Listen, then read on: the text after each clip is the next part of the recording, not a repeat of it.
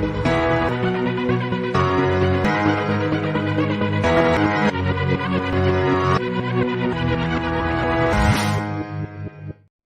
nangu li yàlla dogal ak li waa Thiès dogal ñoom ñu ñëw fekkee jotaay bii ngir dooleel ñu ngir dëggal suñu ndam ngir dëggal suñu victoire kon ñooñu ñu ngi leen di nuyu bu baax a baax waaye ñu ngi nuyu waa Thiès di gërëm waa Thiès di sant waa Thiès waaye di sargal Thiès mi nga xamante ni dafa namoon changement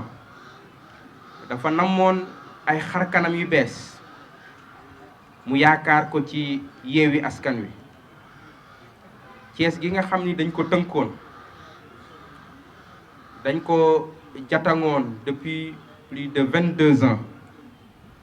Thiès googu bëgg yeewi boppam yaakaar ko ci coalition Yewwi Askan Wi ak ay mbërëm yaakaar ko ci coalition Yewwi Askan Wi ak ay candidat Thiès googu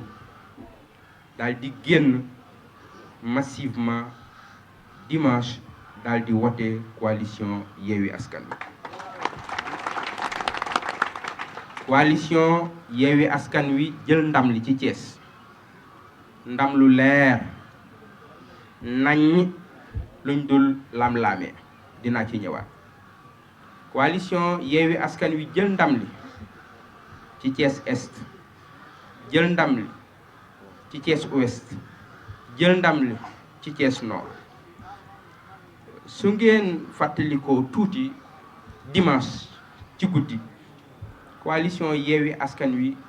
ci Thiès guddee na addu toog nañ lu yàgg ñu bari déclaré seen ndam coalition Yewwi Askan Wi nekk ci dal continuer liggéey ci jamono boobu man ak Birame Souleye ñu ngi jokkoo ci liggéey bi di ci jokkoo ak docteur Mamadou Djité ak maître Ousmane Diagne parce que ñun ay kilifa lañ lu ñuy wax lu ne dañ koy teg ci lu wér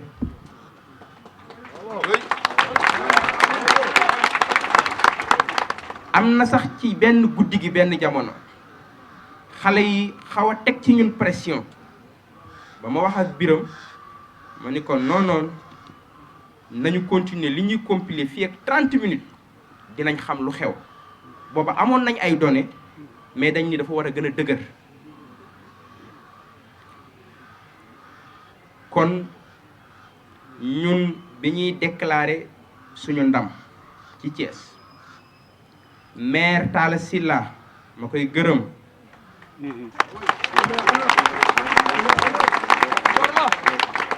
nangu ndamu Yewwi Askan Wi ci Thiès booba ci ay PV lañ ko teg jot nañ jamono bii ma leen di wax PV yi nekk Thiès yépp jot nañ PV yooyu suñ ko jàngatee li mu wane mooy soo jëlee commune Thiès Est bi nga xamante ni tey jii maître Ousmane Diagne mooy seen maire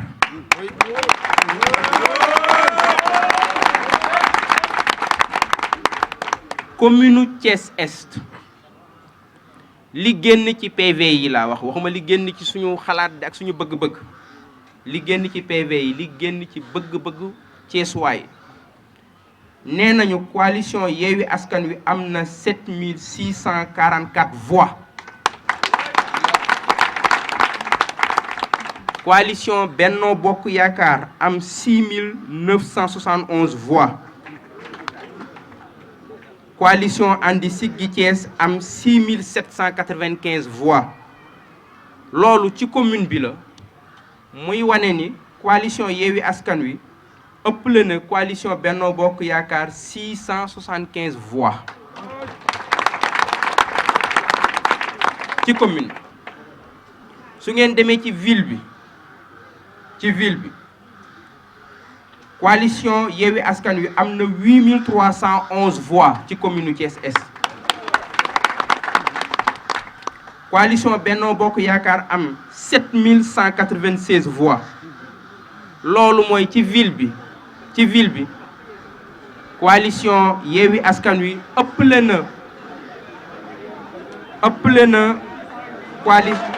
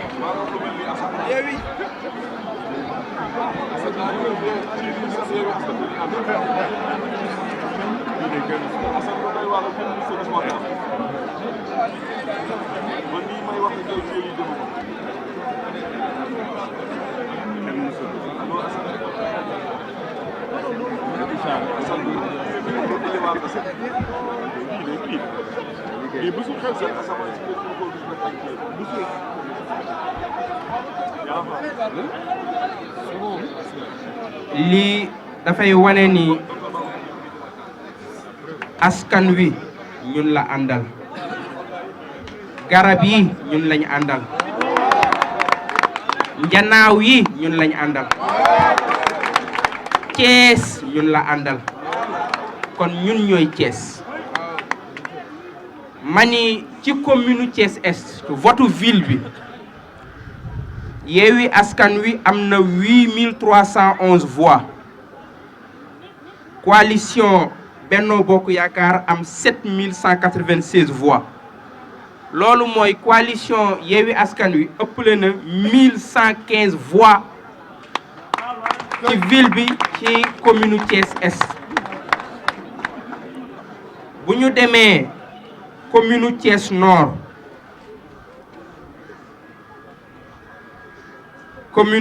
Nord, ci votu commune bi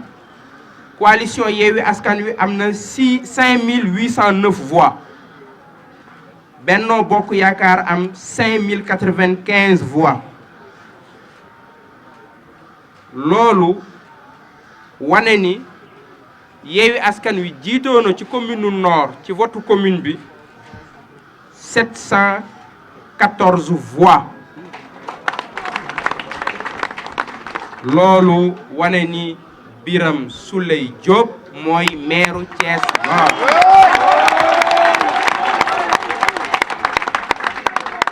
suñu demee ci ville bi coalition Yewwi Askan Wi am na 5415 voix, coalition Benno Bokk Yaakaar am 4871 voix, ñu jiitaloon ci votu ville bi 544 voix. loolu de mooy sànni karawaas xanaa. bu ñu demee Thiès Ouest, coalition Yewwi Askan Wi am na 4467 voix, 4467 voix. République des Valeurs bu Thierno Alassane Sall am 4328 voix. loolu dafa signifier ni Thierno Alassane Sall moo raw Benno Bokk Yaakaar ci Thiès Ouest. ñun ñu jiitoo Thierno Alassane Sall 139 voix Benno Bokk Yaakaar am 3888 voix ñu jiitoo Benno Bokk Yaakaar 579 voix 579 voix loolu mooy vote ville Thiès Ouest dama juum vote ville Thiès Ouest voilà ci vote commune bi coalition Yewwi Askan Wi am na 4027 voix République des Valeurs am 3747 voix République des Valeurs bu Thierno Alassane Sall ñu jiitoo ci vote commune bi Thierno Alassane Sall 280 voix waaye Benno Bokk Yaakaar ndadde ndaare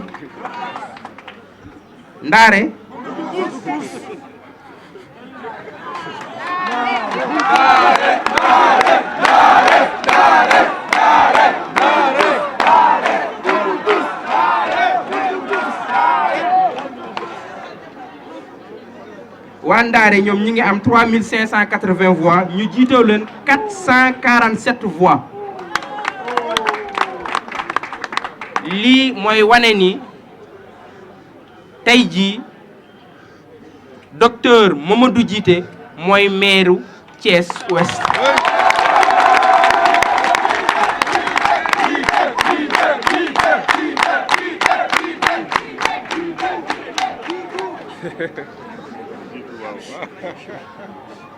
résultat yi wane na ni coalition Yewwi Askan Wi moo jiitu ci commune Thiès Est moo jiitu ci vote commune bi moo jiitu ci vote ville bi coalition Yewwi Askan Wi moo jiitu ci commune Nord moo jiitu ci vote commune bi moo jiitu ci vote ville bi waaye soo demee commune ouest aussi coalition Yewwi Askan Wi moo jiitu ma yokk ci ni ci vote ville bi conseil départemental li jóge ci ville bi parce que ñun lépp lu ñuy wax rek dañ ko teg ci PV yi ñun ay kilifa lañ du ñu waxan waaye li nga xamante ni moo jóge ci ville Thiès bi muy les 3 communes coalition Yewwi Askan Wi moo ca jiitu lu bare ñi xaar PV yi jógee ci monde rural bi ñu ngi koy dajale bala ñu ciy mën a àddu dañ ciy jot kon ñun duñu wax lu ñu maîtriser wul duñu wax lu ñu xamul duñu wax suñu coobare bopp PV yooyu ñu ngi koy jot yu jóge ci monde rural bi su ñëwee ñu compiler ko dinañ ci wax lan moo ci suñu position léegi nag gannaaw bi lii lépp amee waa Thiès wax ñoom fu ñu féete sàcc yi jógaat taxawaat bëgg a foqarti seen ndamu waa Thiès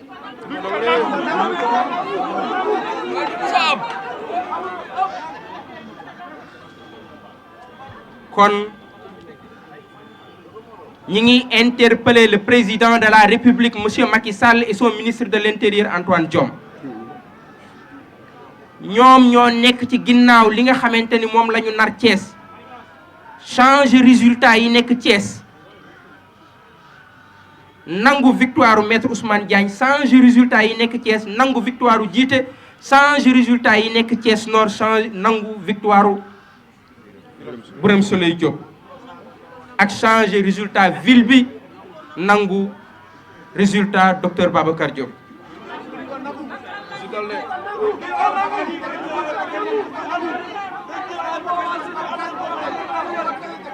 kon président Macky Sall la ñuy wax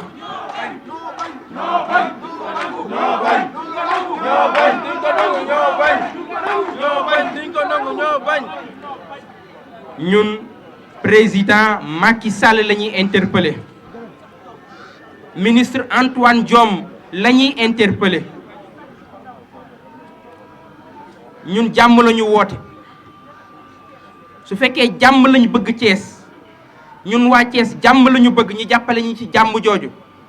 ni ñu ñuy jàppale ci jàmm jooju mooy li Thiès bëgg Thiès namm ko nañ ko dëggal nangu victoire bi.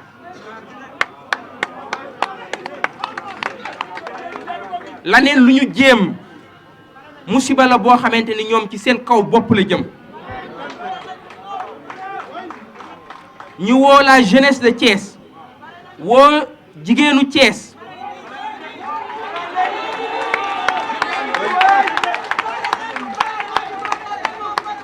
woo jigéenu Thiès woo ndawu Thiès ñu xam ni dëkk bii mooy dëkku cheminot yi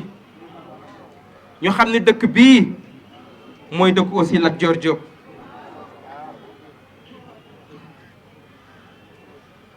suñu victoire dinañu ko aar dinañu ko yiir lépp loo xamante ni ñoom jaral na leen ko ñoom ñiy sàcc yi lépp loo xamante ni ñoom jaral na leen ko ñoom ndadde yi ndadde ci lépp lu mu leen jaral na leen wóor ni lu ko ëpp fekk nañ ko fi ci détermination fekk nañ ko ci ndaw ñi fekk nañ ko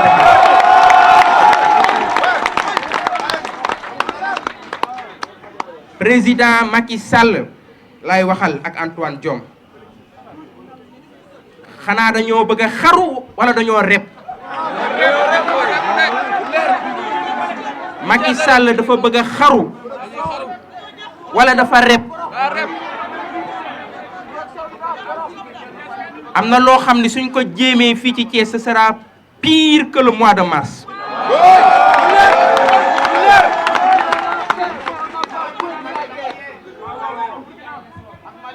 lii xew mooy pire que mois de mars kon ñoom nañu jël seeni responsabilité waa Thiès doomu Thiès yi nga xamante ni dañoo bëgg libre bëgg a yeewi seen bopp bëgg a dund ci ngor bëgg a dund ci fulla ak fayda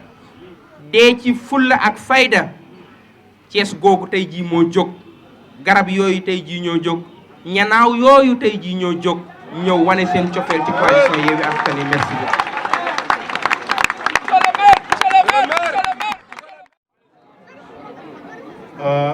bi nga xamante ni bii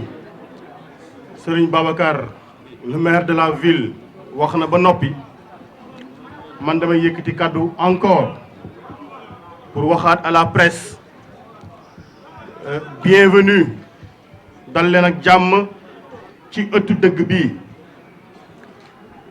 ñi ngi rafetlu seen liggéey fii ngeen koy defe tey di am yaakaar que ni ñi leen di dégg ñi leen di déglu par votre canal dinañ xam ne fii ñi fi toog du ñooy caaxaankat dañoo liggéey ay fan avant campagne bi ubbi nous avons été ñun ñiy toog les seuls candidats par rapport aux candidats du pouvoir à avoir fait campagne ensemble pendant 14 jours liggéey rigoureusement ci programme wax fu ñuy jaar pour financer ko dem yóbbu ko pour citoyens yi dégg ko citoyens yi Thiessois yi dégg ko ñu dem campagne boo xamante ne bii ren dëkk yëpp tàkk na fépp xeex nañ fa Thiès candidats yi rombante nañu bokk nañu ay plateau saafonte nañu ñaanalante nañu jàmm dem nañ élection ci jàmm ak salaam yàlla mi moom kun moom fa yàkkun yëkkati ndam teg ko ci loxo waa Yewwi Askan Wi ci commune yëpp ak ci département Thiès amoon na candidat yoo xamante ni seen mébét moo nekkoon ñoom ñu fal leen maire waaye ñoom seen xol seen xel seen lépp dignité la ba fees dañoo woote di féliciter candidats yi dañoo yëkkati seen kàddu yëkkati seen téléphone di féliciter candidats yi ci ñooñu mu bëgg ci tudd Ndiaga Wade mi toog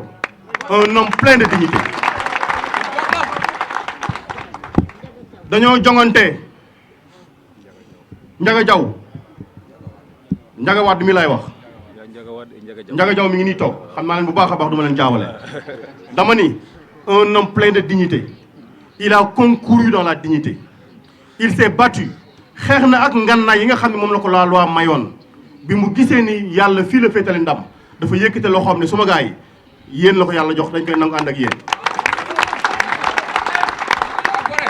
Soxna Awa Doucouré mii toog loolu moo ko fi indi Ndiaga Diaw mii toog loolu moo ko fi indi Saliou Ndiaye mii toog loolu moo ko fi indi ak ñeneen ñoo xam ne woo nañu parce que Sidi Ahmed Ndiéguène bi nekk ci wàllu askan wàllu Sénégal woo nañu pour féliciter ñu ci lii ñaanal jàmm ak salaam. waa dama ni Ousmane ñi ngi def na ko Talla Sylla def na ko mais dama ni Thiès gii ñu dëkk te ñun Sénégal yëpp ñëpp respecté nañu parce que nag dañoo am fulla am fayda mais xanaa ñii nga xam ni mënuñoo am diine xanaa dañoo dëkkul Thiès xanaa dañoo amul deretu Thiès waa parce que après bi ñu sàccee foncier bi ba noppi détourner des fonds ba noppi yaakaar ni suñuy jigéen seen xel nax da ciy sax ba ñëw yaakaar ni 100 millions mën naa jënd le vote des femmes ils ont échoué lamentablement mais tey bu ngeen demee ci urne yi ñëpp am nañ PV wax dëgg fa yàlla bu fekkoon ñaari candidats sax ñoo nekkoon ci élection bi werante mën a am mais 14 candidats dans la commune de Thiès Nord 14 candidats 12 candidats dans la ville mais boo demee fële 15 candidats ñoo fa nekkoon ñëpp yor seen i PV mbir mi leer naññ ñoom ñu bëgg tey jii di doxantu ci biir tribunal bi yaakaar ni ils peuvent faire la pression sur le président du tribunal. oto bi fi nekk ma ni oto bi jógee Ndakaaru indi 7 personnes le véhicule blanc non immatriculé 7 agents ñi ngi ci biir toog li ñuy préparé xam nañ ko.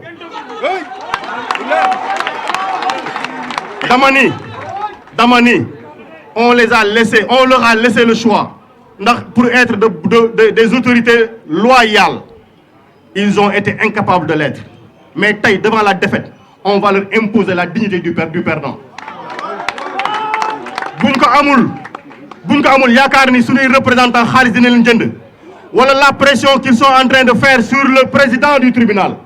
nañ ko bàyyi ngir jëmmi rasulillah nañ ko bàyyi ngir la dignité du Thiessois bis ni que tey nañu naan may nañ leen 20 ans ils ont été indignes mais tey 1 heure de temps nañ am dignité 1 heure de temps simplement non 1 heure de temps dafa bëri Babacar 1 minute rek dignité 1 minute je suis perdant nañ ko nangu mais je les préviens parce que jigéen ñi fi nekk dañoo xëy vote ji duñu nangu mukk seen vote ñu koy sàcc jeunes yi fi nekk dañoo wane ni ñoom dañoo bëgg dindi fi mburoog soow ak lépp lu ànd ak moom duñu nangu ñuy nangu seen vote mais kilifa yi ci dëkk bi mag ñi ci dëkk bi jóg vote ji dañoo ne ñun lii lañ tànn Thiès nag am nañ fulla ci day ni boo ñàkkee jom gëmoo yàlla amoo ngor amoo xorma dara dese wala lu dul sàcc dañ lay jàpp nag jatang la nag chaîne yi ñu yeewee askan wi lañ leen yeewee ñoom yóbbu leen ci les tribunaux de l'histoire salaamaaleykum. maa ngi nuyu waa yeewi askan wi yëpp maa ngi nuyu waa Thiès sax laay wax parce que waa Thiès ñoo teew fii man candidat union citoyenne bunt bi laa demee woon bannière boobu laa demee woon ànd ak suñu délégation suñu tête de liste proportionnelle soxna Awa Doucouré suñu secrétaire administratif Gora Gueye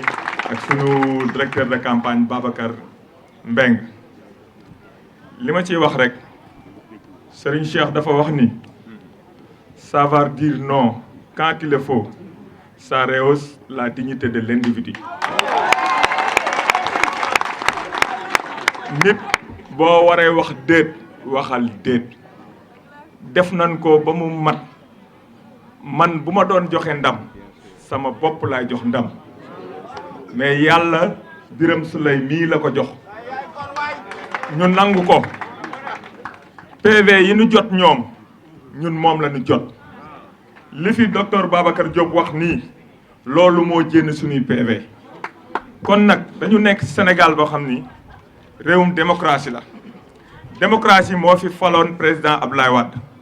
démocratie moo ko fi wàcce démocratie moo fi faloon président Abdou Diouf moo ko fi wàcce démocratie moo fi fal président Macky Sall démocratie boobu nag moo leen fi fal tey jii ngeen nekk ay maire Thiès kon li peuple bi def voté ko nan ko accepté ñun de buñ ko nanguwul pare nañu pour ànd ak Yewwi Askan Wi si tous les combats pare nañ ci loolu. daan nañ ko def démb ak barki démb journaliste yi teew fii xam nañ ñu bu baax a baax loolu la ñuy continuer pour démocratie bi ñu jëmbat Sénégal du ñu nangu kenn du ko bafoué kenn du ko yàq asalaamaaleykum wa rahmatullah. man sama wax du ci gudd ginnaaw bi ma nuyoo assistance bi yëpp maa ngi tudd Ndiaga Diaw nekkoon tête de liste proportionnelle bu coalition Wallu nekkoon aussi investi au niveau de la ville et au niveau du département. damay ñëw rek dëggal li nga xamante ni moom la docteur Babacar Diop wax tout à l'heure parce que man le même jour ci guddi gi man personnellement woo naa ko ne ko nañu génn jubilé mu ne ma dañu bàyyi ba ñu teg ci suñu loxo lu gën a leer donc effectivement bi mu génnee di wax c'est parce que am na lu ko leer moo tax mu génn wax. nit nag am na sama benn vidéo bu ma gis démb ak tey muy circuler ci internet bi fekk loolu lu ma waxoon 9 mois avant la nit bu ñàkkee jom ñàkk dignité ñàkk xorma amatoo benn représentativité da ngay xama partir à temps. Ceesuwaay yi ñoom ñoo tànn seen ay maire ñu ngi nii toog man bu doon may joxe ndam comme li Ndiaga Wade wax tout à l'heure mais sama coalition laa koy jox yàlla moo def ni yéen la Ceesuwaay yi wóolu jox leen ñoom nag duñu nangu yéen ngeen ñëw xam nga lu tax waxuma sax luubal gi ñu fi nekkee woon waxuma sax suufu si jàmbur yi nga xamante ni moom la ñu jël defar ci seen bopp ñoom mais dañoo liggéeyul te xam nañ ne bu ngeen toogee at Thiès soppi xar kanam donc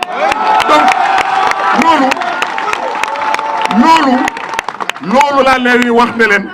du seen combat ce combat là ce n'est pas votre combat c'est le combat des Thiessois.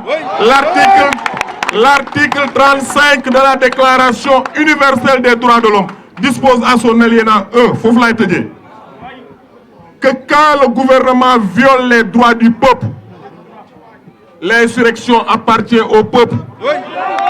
Et pour chaque portion du peuple, le plus sacré des droits et le plus indispensable des devoirs. Aujourd'hui, professeur Babacar Diop, le plus sacré des droits est de faire face à ce régime mafieux et dictatorial.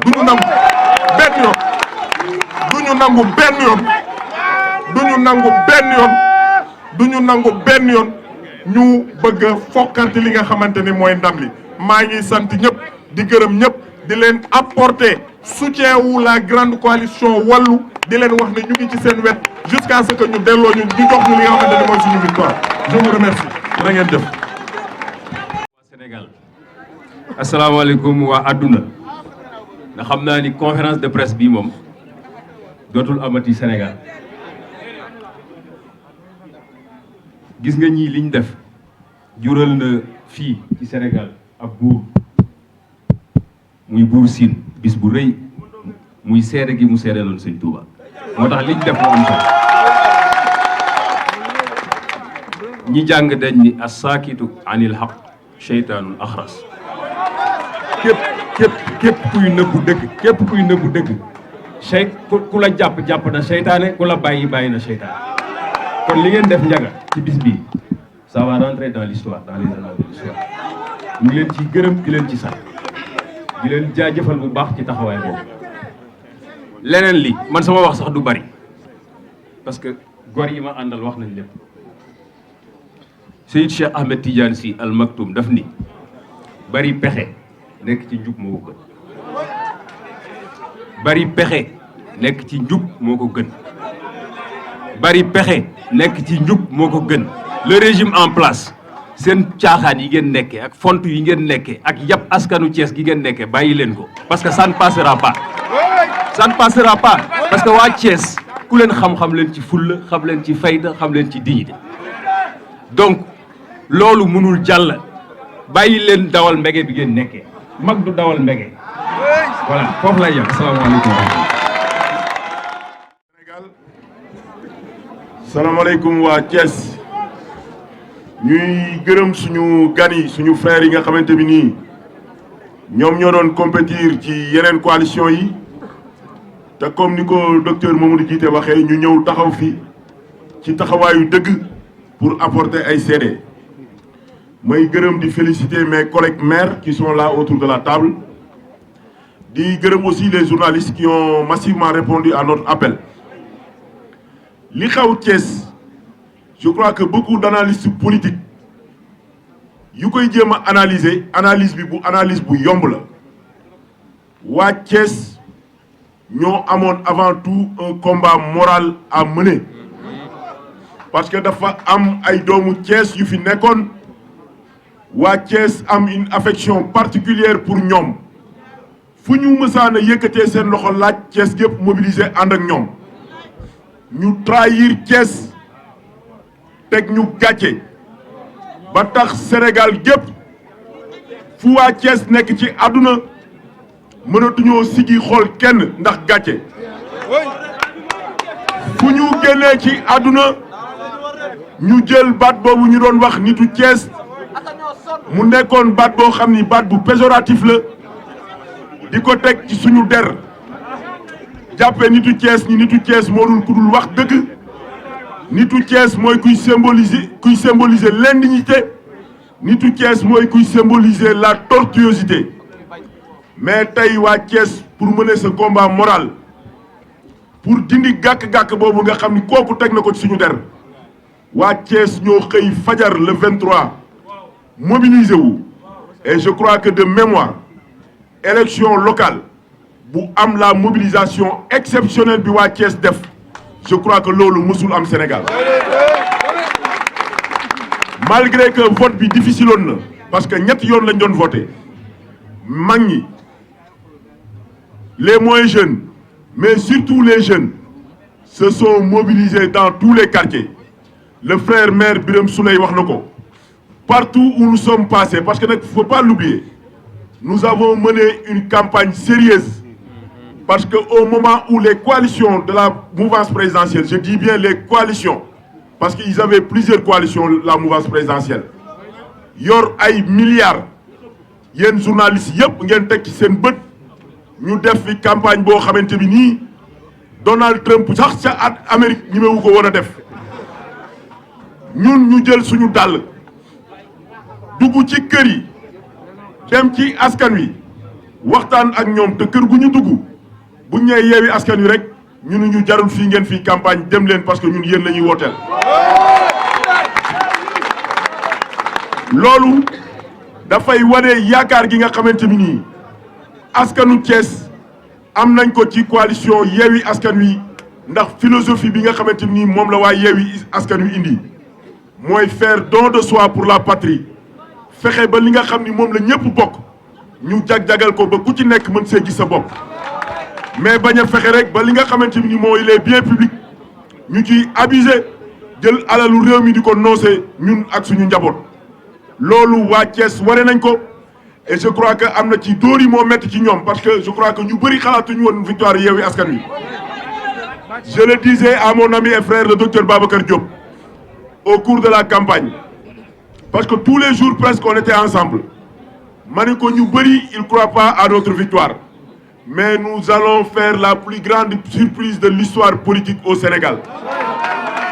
parce que ñoom jàppoon nañ ni bu ñu boolee mburu ak soow rek bu ñu ñëwee naan ay kii am na 36 kii am na 50 on est à 80 mais Sénégal war nañ ni leen kooku ko doon wax di ko théoriser nga xamante ni nii bi mu ñëwee ci peggu Macky Sall sax yàggul muy le ministre Yankhoba Diattara nga xamante ni il a été vomi par les Thiessois le 23 janvier fépp fu mu jaar muy cité Lamine centre Modakan muy centre Kaba Sall il a été tout simplement hué et Saliou Ndiaye wax na ko nee na même bu dul woon compter xob yi ne serait-ce que l'attitude hostile des Thiessois à leur endroit waroon na tax ñoom ñu bañatee teg seen tànk naan dañuy campagne xam nga ku mel ni suñu mag Idrissa Seck ak cofeel gi ko Thiessois yi amoon ci moom su demee ba ñëw Thiès di fi campagne ñu koy yuuxoo nga xam ni war na jàpp war na sàmm kàddoom comme moom dafa waxoon ni en 2022 à 63 ans ci lay bàyyi politique pour ñëw nag ci mbir mi nga xamante bi nii moom moo ñu fi dajale je crois que ñi ma précédé wax nañ ko la victoire de Yewwi Askan Wi ne souffre de l'ombre d'un doute. soo demee ci centre bële ma wootee muy centre Kaba Sall Benno Bokk Yaakaar mi jël deuxième 1050 voix la ko Yewwi Askan Wi rawee 1050 voix junni ak juróom fukki xob lañ leen rawee. Donc je crois que loolu moom lañ gis Parcelles Assainies moom lañ gis PDF Modou Kane moom lañ gis école Modou Kane moom lañ gis Lamane Ngom ak Faye moom lañ gis école Darou Salam. Donc ñoom fan la ñu mën a jaar ba gagner élection yi. Ñun nous sommes des juristes man yàgg naa bokk ci commission de recensement des votes. Je crois que Thiès n'est pas, le département de Thiès n'est pas plus important que Dakar. Sous Dakar mënee génne ay résultats en 48 heures je crois que Thiès waroon na mën a def lu mel noonu. Donc li xew mooy dafa am lu ñuy rumbandaat Biram wax na ko mais ku xam waa Yewwi Askan Wi ku xam ñi nga xam ne ñoo tabax coalition Yewwi Askan Wi muy suñu sëriñ suñu xarit Serigne Moustapha Sy Serigne Mansour Sy Djamil Cheikh Bamba Dièye Khalifa Ababacar Sall le président Ousmane Sonko Malick Gakou le docteur Babacar Diop ku xam ñooñu xam ni coalition Yewwi Askan Wi ay ragal nekkuñu ci coalition Yewwi Askan Wi. Donc nous mettons en garde aussi bien les autorités administratives que judiciaires pour leur dire que les jeunes, les vieux, les femmes qui se sont mobilisés le 23 janvier pour qu'il y ait une alternance à Thiès n'accepteront jamais que leur victoire soit confisquée. Su jaree jaay suñu bakkan dinañ leen jaay suñu bakkan.